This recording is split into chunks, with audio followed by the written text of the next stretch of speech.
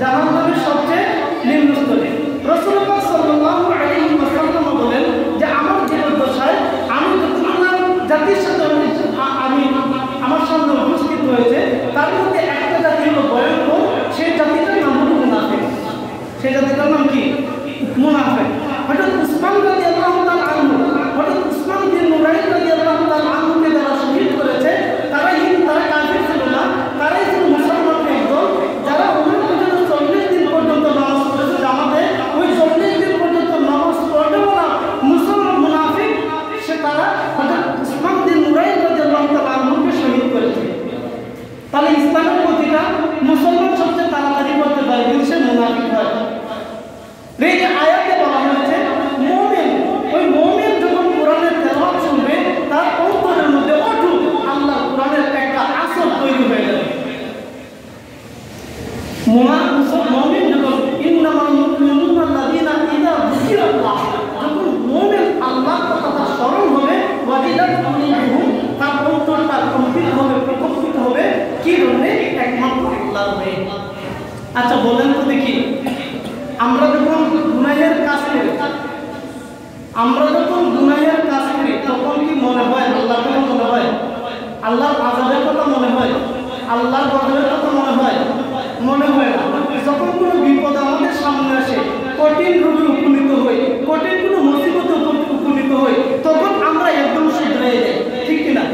ঠিক তেমনি রূপে আমার চোখে দেখা যখন এই বাংলাদেশের জমিনে প্রথম করোনা ভাইরাস আসলো, ওই করোনা ভাইরাস আসার কারণে মানুষদের মধ্যে যখন ডাক্তাররা যখন ঘোষণা দিল যে এই করোনা ভাইরাসটা হলো মরণ ব্যাধি একটা রোগ, যার মধ্যে এটা থাকবে সেই লোকটা মারা যাবে, তখন অনেক মুসলমান, অনেক বাংলাদেশের একের প্রত্যন্ত অঞ্চলের মসজিদ যেটার মধ্যে ইমাম সাহেব মুয়াজ্জিন ছাড়া কোনো মুসল্লি থাকতো না, ওই মসজিদেও মুসল্লির সংখ্যা থাকতো, ঠিক কিনা? ঘরে ঘরে নামাজি ছিল, ঠিক কিনা?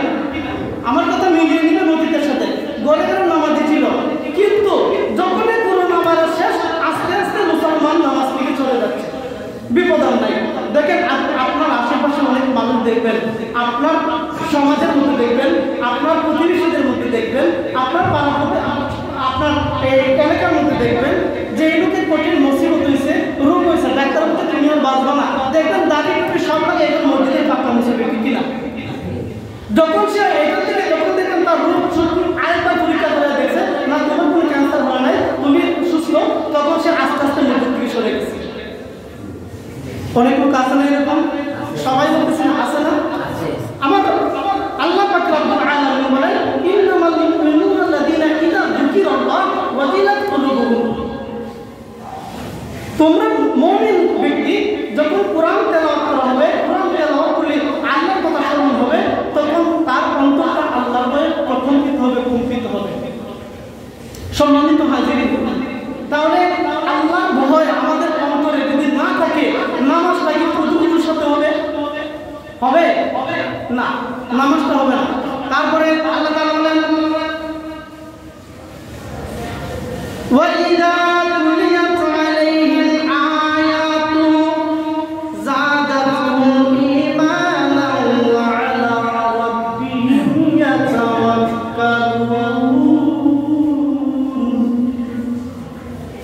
যখন কোরআনের আয়াত তেলাওয়াত করা হয়, যখন কোরআনের আয়াত তেলাওয়াত করা হয়, তখন মুমিনের দরজাতে মুমিনের পদমর্যাদাকে আল্লাহ বৃদ্ধি করে দেয়। বলুন সুবহানাল্লাহ। কোরআনের আয়াত যখন তেলাওয়াত হয়, মুমিনের দরজা বুলন্দ হয়, মুমিনের পদ বুলন্দ হয়। বলুন সুবহানাল্লাহ। তাহলে বলে হুজুর, তাহলে মুমিনের কি পদমর্যাদা আছে, স্তর আছে? হ্যাঁ, মুমিনের স্তর আছে। মুমিনের কি আছে? স্তর আছে। মুমিনের কি আছে? স্তর আছে। সম্মানিত হাজিরিন, তাহলে আল্লাহর ওলিদের ঈমান, সাহাবায়ে কেরামের ঈমান আমাদের ঈমানের মতো? সাহাবায়ে কেরামের ঈমান আমাদের ঈমানের মতো না? আমাদের ঈমানের মতো না, না, না, কখনো না, কখনো না, কখনো না। হযরত উসমান বিন নুরাইন রাদিয়াল্লাহু তাআলা আনহু, নাম শুনছেন না? তিনি ধনী লোক ছিলেন। কি ছিলেন? ধনী লোক ছিলেন। তো এক সময় এই এলাকার মধ্যে খুব দুর্ভিক্ষ দেখা গেল। মানুষগুলা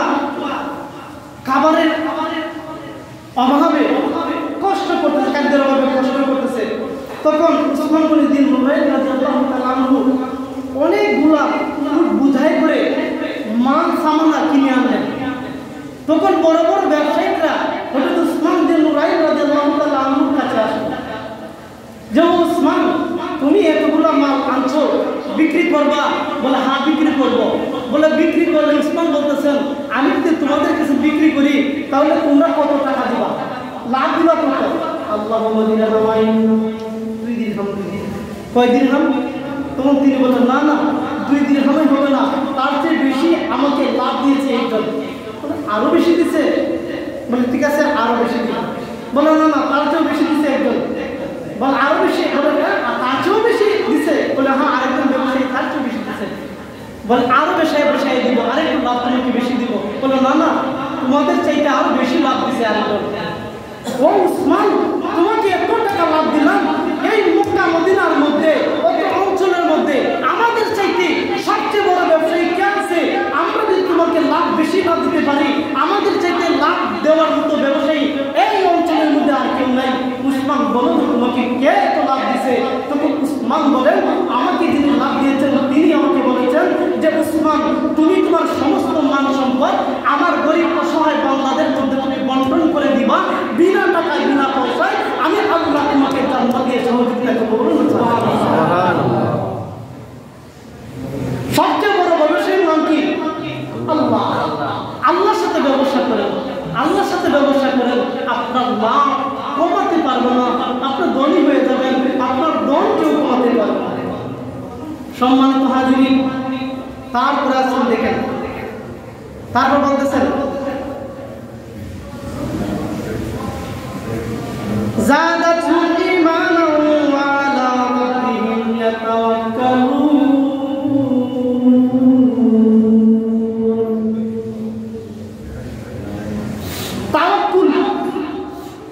তাওয়াক্কুল ভরসা করা আল্লাহর উপর।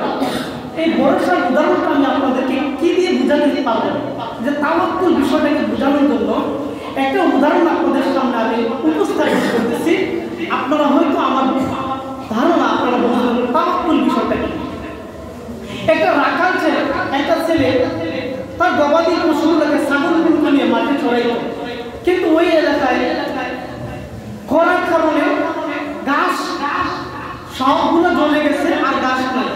একটা গাছও ওই গাছ পাই যে ছাগলগুলো খাবে, তার ছাগলগুলো ঘাস করছে না, এলাকার মানুষের ছাগলগুলো ঘাস পায় না। ফলে ছাগলগুলো শুকনো শুকনো হয়ে যেতেছে, আস্তে আস্তে শুকাইতে দুর্বল হয়ে যাচ্ছে। ওই রাখা ওই ছেলেটা ওই পার্শ্ববর্তী জুম্মাবারে মসজিদে আসছে নামাজ পড়তে। তো যখন মসজিদে নামাজ পড়তে আসছে ইমাম সাহেব যখন খুতবা দিচ্ছেন তখন তাওয়াক্কুলের ওয়াজ করতেছেন।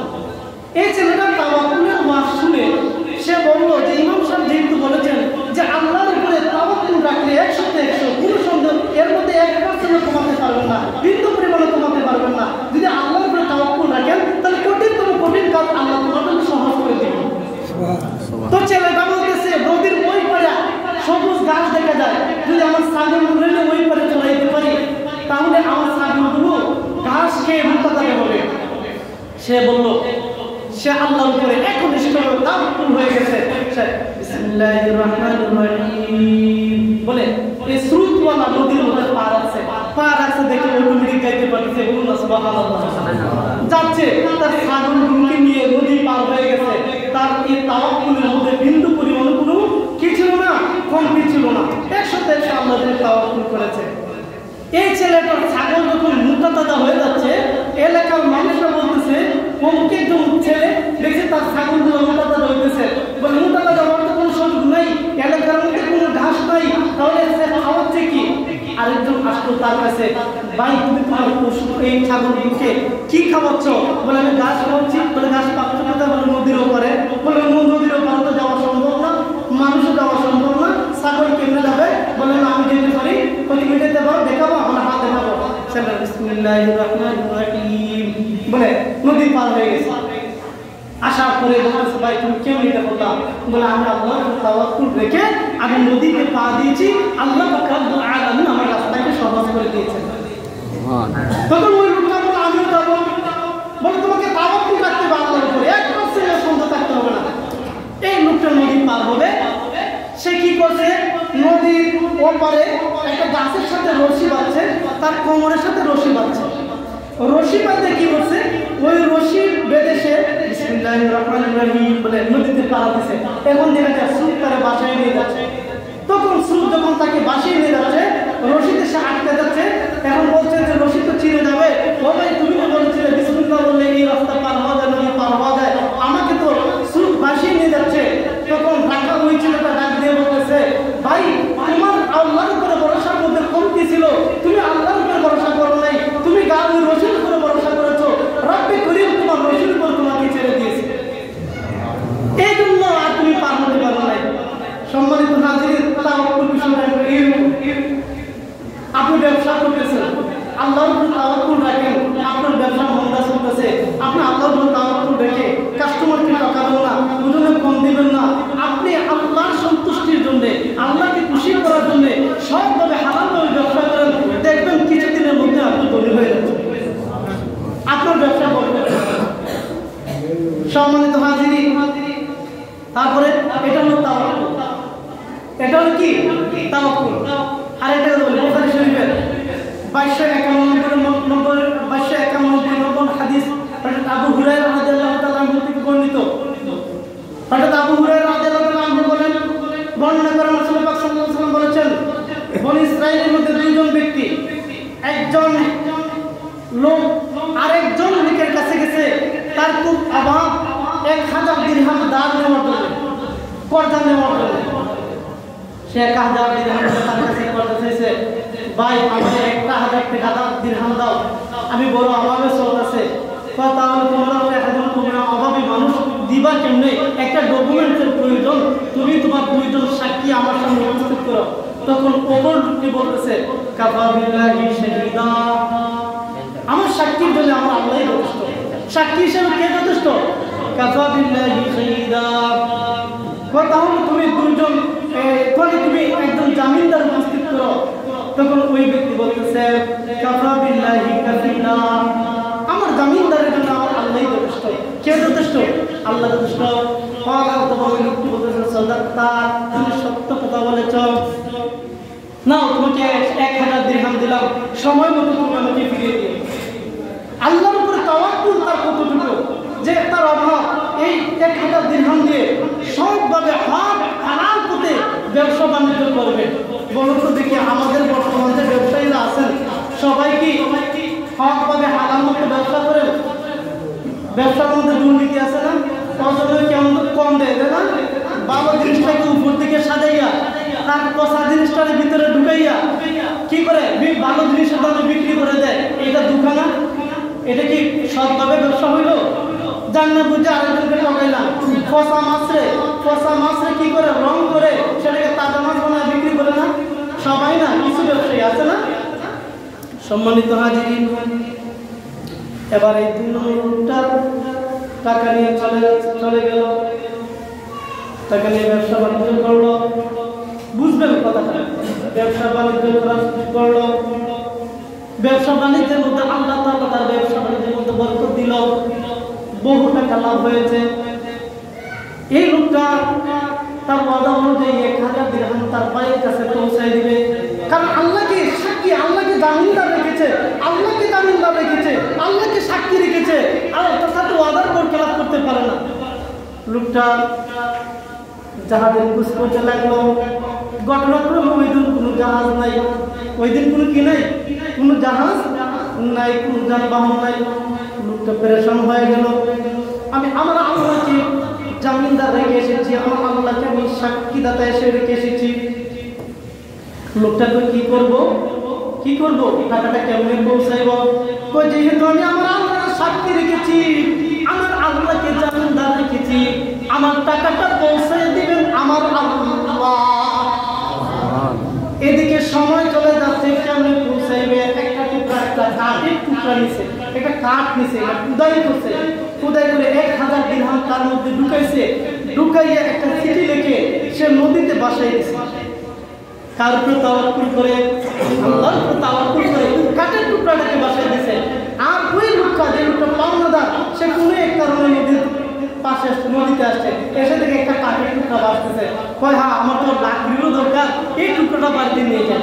সেই ঘটনা দেখবেন লাকড়ির টুকরোটা বাড়িতে নিয়ে গেল, বাড়িতে নিয়ে গিয়ে দেখে সেটা একটা খুদাই করা, ডাকনাটা সবাই দেখলো একটা চিঠি, চিঠি নিচে দিরহাম, একটা দিরহাম কম না, 1000 দিরহাম পাওনাদাতা পাওনা বুঝে পেয়েছে, কিন্তু যিনি দেনাদার, যিনি দেনে বলা, তিনি তো পেরেশান, হায় হায় রে কাঠের টুকরাটা তার কাছে পৌঁছেছে কিনা, রব্বে করিমের নামে তো পৌঁছে দিছি, যদি না পৌঁছে থাকে তিনি 1000 দিরহাম করে এসে কয়েকদিন পরে তিনি আসলেন, এসে 1000 দিরহাম নিয়ে তার বাড়ি দিকে পৌঁছেন।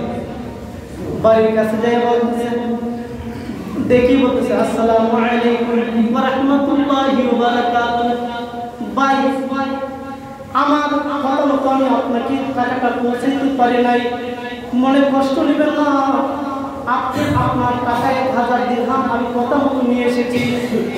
দ্বিতীয় লোকটা পাওনাদারটা দিয়ে বলে, ভাই আমার তুমি যে টাকা আমাকে দেওয়ার জন্য ওয়াদা করেছিলে, তুমি যে টাকা দেওয়ার জন্য সময় মতো ওয়াদা করেছিলে, আমার আল্লাহ ওই সময় মতো টাকাগুলো আমার হাতে পৌঁছাই দিছে।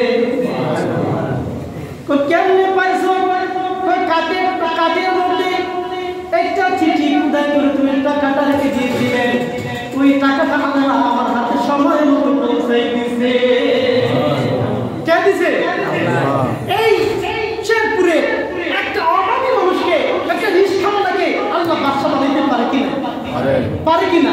ওই রিস্কাওয়ালা আল্লাহর উপর তাওয়াক্কুল রেখে সকালবেলা রিস্কা নিয়ে বের হয়, আর যদি বিকাল বেলায় ফিরে তার রুটির মধ্যে আল্লাহ বরকত বাড়াই দিবে, ঠিক কিনা?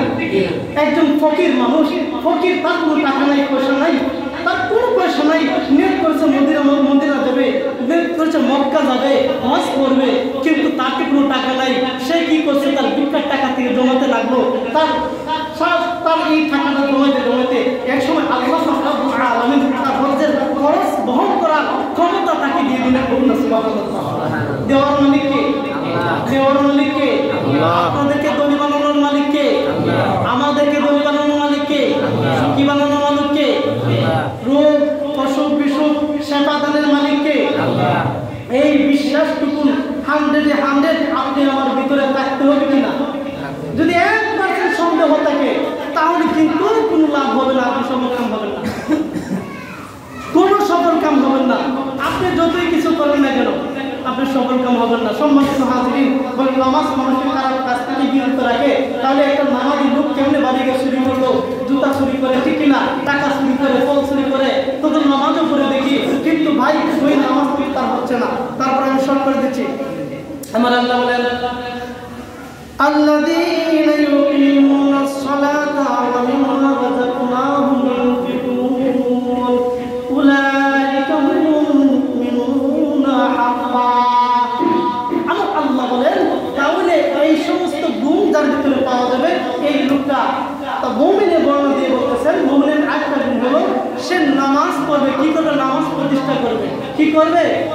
আল্লাযীনা যাহারা ইউকিমুনাস সালাতা, নামাজ কায়েম করবে, নামাজ কায়েম করবে, ওয়া ইউতুজ যাকাতা ওয়া মিম্মা রাযাকনাহুম ইউনফিকুন, এবং যারা তার জীবিকা থেকে আল্লাহর রাস্তায় দান করবে, তারা হলো আমার আল্লাহ বলেন উলাইকা হুমুল মুমিনুন হাক্কা, এরাই হলো প্রকৃত মুমিন। বলুন সুবহানাল্লাহ।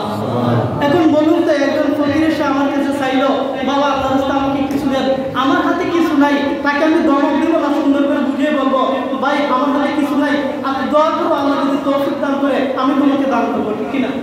আল্লাহ তৌফিক দিয়ে দিবে। বলুন, আপনার টাকা দিচ্ছে আল্লাহ, গরিব বানাইছে আল্লাহ, আপনার উপরে হকদার বানিয়েছে গরিবদেরকে। এদেরকে আপনি দেখবেন, আপনার প্রতিবেশীর মধ্যে আপনার আত্মীয় দিকে গরিব আছে, তাদেরকে আপনি দেখবেন, তাদেরকে আপনি সাহায্য সহযোগিতা করবেন, সহযোগিতা ভাগ করে দিবেন, তাইলে তো আপনি মুমিন হবেন। আল্লাহ তাআলা আমাদের সকলকে, আমার এই অসমাপ্ত আলোচনা সময়ের সংক্ষেপ হওয়ার কারণে করতে পারলাম না, সামনে আরো সুন্দর একটা আলোচনা আছে। আল্লাহ তাআলা যদি আমাকে তৌফিক দান করেন, হায়াতে বাঁচিয়ে রাখেন, পরবর্তী জুমার আলোচনা করব।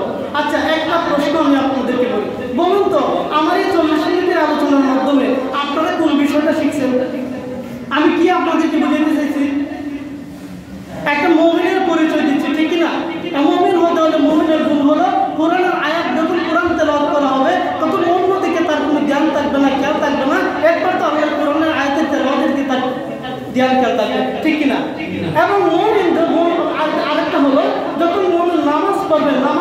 করবে একটু আল্লাহর আল্লাহর উপর ভরসা করবে। আর যখন তার কোনো কাজ করব প্রত্যেকটা কাজের ক্ষেত্রে প্রত্যেকটা কর্মের ক্ষেত্রে সে আল্লাহর উপর তাওয়াক্কুল রাখবে, ঠিক কিনা? তারপরে তার জীবিকা থেকে আল্লাহ তাকে যে সম্পদ দিছে এই সম্পদ থেকে গরিবদেরকে অসহায়দেরকে সাহায্য সহযোগিতা করবে, দান করবে। কারণ কেননা এগুলো দিছে আল্লাহ, আর ওই বান্দাগুলো আল্লাহ। আর আমরা সবাই আসছি আল্লাহর রাস্তে, আমরা যাবো আল্লাহর রাস্তে, ঠিক কিনা? যাওয়ার সময় বলুন তো ধনী নিয়ে যেতে পারে কবরে? আপনার 1 কোটি টাকা ব্যাংকে রাখছেন, 1 কোটি টাকা আপনি মরলে কবরে দিবে আপনাকে? হ্যাঁ, ব্যাংকের টাকা ব্যাংকে থাকবে, কে খাবে কে খাবে না আপনি তো সঠিক বলতে পারবেন না। আপনার জান্নাত হবে কিনা এটার কোনো গ্যারান্টি নাই। আপনি যে কাফনের কাপড় পরবেন, এই কাফনের কাপড় পরার মতো আপনার বডিটা থাকবে কিনা তার কোনো গ্যারান্টি নাই। আপনি